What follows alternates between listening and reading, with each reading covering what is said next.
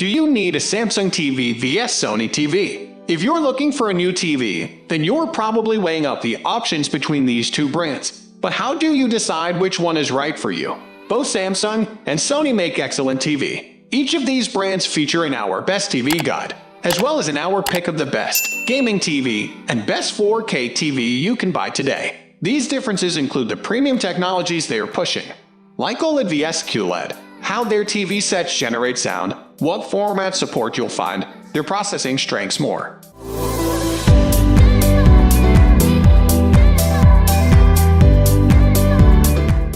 Samsung TV vs Sony TV. Overview. Let's begin by looking at the brands. Samsung is a South Korean manufacturer, and by far the largest maker of televisions worldwide, followed next by LG and TCL. However, Sony isn't far behind, and the Japanese manufacturer is still a force to contend with. Sony and Samsung cater to budgets of all sizes and manufacture everything from 32-inch TV through to huge 75-inch screens. There are even a few 85-inch models now available from both brands, too.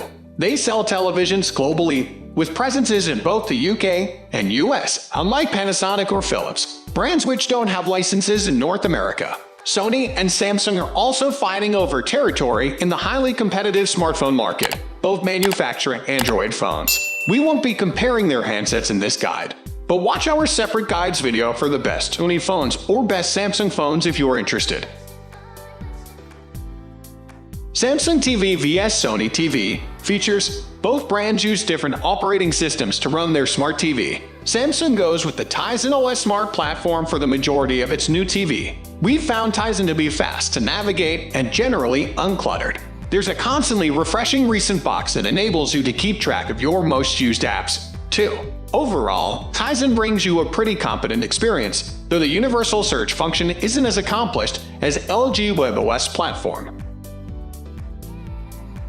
Samsung TV vs Sony TV. Panel technologies. Today's premium television market is divided into two panel technologies, OLED and QLED, basically an LED LCD screen with quantum dots. QLED is mostly, although not exclusively, used in Samsung TV, and the brand has been pushing its QLED screens for years now, which are known for their bright 1000-2000 nit screens, enabling vivid HDR scenes and high-impact TV images. While OLED screens tend to be dimmer, they achieve a much more natural color contrast, given the organic film used in production. OLED displays are also self-emissive, meaning that each individual pixel emits its own light, allowing for incredibly precise control of light and darkness across the screen. Samsung TV vs Sony TV. Picture quality. If you're buying a mid-range television up to one of the top-of-the-line sets, it will likely come with support for high dynamic range (HDR). But you may not realize that HDR comes in several different forms. There's a base HDR10 format supported on every HDR TV, which has a wider color gamut and improved contrast compared to regular SDR television.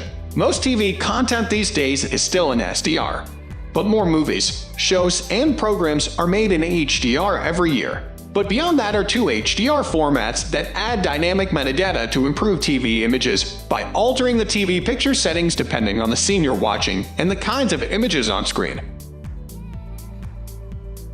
Samsung TV vs Sony TV. Audio performance. Sony and Samsung are at loggerheads over the best solutions for built-in audio. Sony has been shipping sets with its acoustic surface audio technology for a few years now, which vibrates the TV panel itself to emit sound. It sounds like a smart solution on the surface, though glass isn't usually the best material for channeling audio, and the sound can be somewhat imprecise. Nonetheless, you'll find it in most of Sony's premium television lineup these days. Samsung's rival TV sound system is OTS, Object Tracking Sound, which, like acoustic surface audio, adds directionality to on-screen movement. It uses software allied to tiny conventional drivers to achieve the effect. Overview.